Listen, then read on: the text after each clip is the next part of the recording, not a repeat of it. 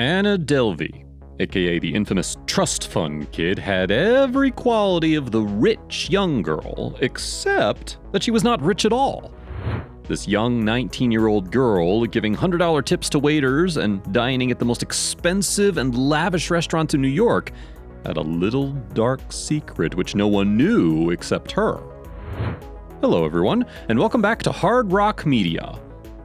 This wealthy German heiress made people fooled by posting her lavish lifestyle on Instagram and managed to get into elite parties with the wealthiest people in the world. Though names like Elizabeth Holmes and Billy McFarland overshadow the scammers of this era, Delvey made sure to take the title of the best scammer of recent times. So who was she? And how did she manage to fool even the biggest companies in the United States, including the banks? Well, if you're curious to know, then this video has got your back. Born on January 23, 1991, in a small town an hour away from Moscow, Delvey belonged to a middle-class family. While her family managed to escape the hardships of Russia, she, along with her family, moved to Germany when she was only 16 years old. Anna knew that she wanted something big for herself and couldn't settle in Germany for long. So, she applied to a fashion college in London called Central St. Martin's. And to her surprise, she got the seat. But London wasn't enough for the young Anna, and soon she quit the course and moved back to Germany. But it made everyone wonder that it was her dream to get away from Germany. Well, then why did she end up in Germany again and quit school? Well, it still remains a mystery. She started an internship in Berlin, but she'd had enough of the place. Her next stop was Paris, and Anna started her fashion internship at a magazine called Purple. That's where she started meeting more people, and that's where she started using the name Anna Delvey instead of Sorokin. But honestly, she wasn't making much from her internship, and almost nothing as compared to the lavish lifestyle she wanted. She was making $400 a month, which was not enough for the young lady to live her life like those people in the magazine. After a while, she went to New York for the New York Fashion Week. And guess what? She made up her mind about staying in New York for a longer time, as it was easy to socialize and make friends from the upper class. She transferred herself to the Purple New York office, and her New York life began. But of course, all this wasn't easy. She had to pull some strings, and then eventually she made it. Now, thousands of kilometers away from her parents, she was still getting a little financial help from her parents, and combined with her salary, she was able to afford nights out in New York. But none of them compared to the nights out she wanted. And that's when she started swindling high society and rich people. She had discovered that all you need to do is look rich, and that she was best at. Most of the rich people aren't obliged to pay every time, as they can do that anytime. And that's what Anna picked. Her life gradually was all about dining at expensive restaurants and drinking, and of course asking someone else to pay. She always made excuses like she forgot her wallet at home and so on. While she always managed to escape the bills, she also made sure to keep up with her wealthy appearance by investing her money in expensive designer clothes and bags. She knew how to style, and that proved to be a plus point. She also made sure to tip the waiters generously and became famous for that. But you will be amazed to know that during all her drama of acting rich, she had no place to sleep. Yeah, you heard me just right. She always tried to find a place to crash and asked her friends if she could sleep at their place, which she mostly managed. But if that wasn't the case, she was completely homeless. And her escape was a warm car with a door unlocked.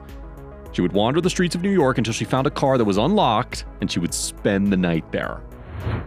But now, things started to get more intense as she met Michael Zufu Huang, an art collector and a university student. She somehow persuaded him to let her join him at the Venice Biennale.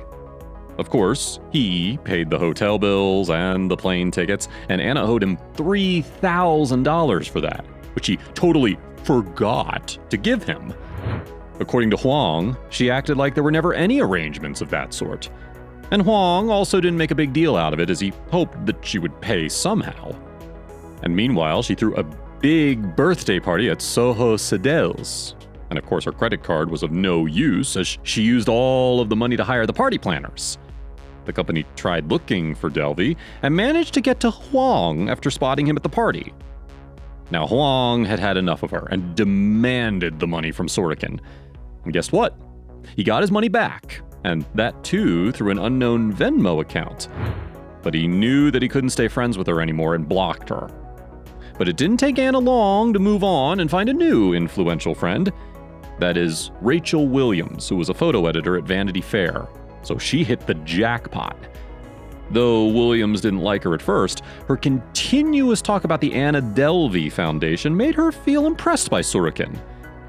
But you'll be surprised to know that her private members club dream was bigger than you can think due to its location, which was a church missions house at the Park Avenue. Now, I must say, the confidence was top-notch as she signed the lease with no money and was confident enough to attract investors from the New York clubs. But then she thought of getting the loans from the bank. And for that, she forged fake bank statements showing the possession of 60 million euros in the Swiss bank accounts. Though other big banks didn't buy the deal, Fortress Investment Group agreed to help her with $100,000, which she managed to get from the Citibank, but had already lost the hot location on the Park Avenue due to not paying the rent on time. She even created a fake family business manager to satisfy the Fortress, but it didn't work out and they wanted to meet the bankers themselves. And that's when Anna thought that it was wise to take the money back from Fortress, but to her surprise, she would only be getting $55,000 back, which means that she owed the City National Bank $5,000.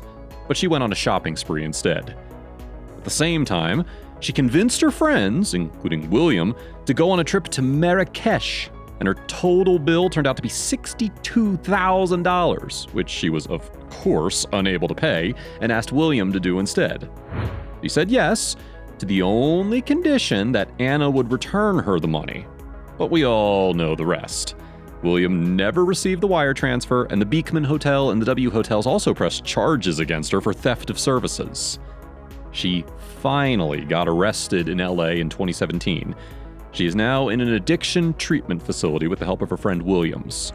She appeared on trial in 2019, where she was found guilty of 8 charges, which altogether included $275,000. She received a sentence of 4 years, but got out in February 2021 due to her good behavior, but is now again detained for overstaying her visa. Shonda Rhimes thought of the story of Anna convincing enough to make a series out of it that we all know as Inventing Anna, which made this fake German heiress even more visible. Well. Do you think that all of it was a lie, or was she really a former German heiress? Let us know in the comments.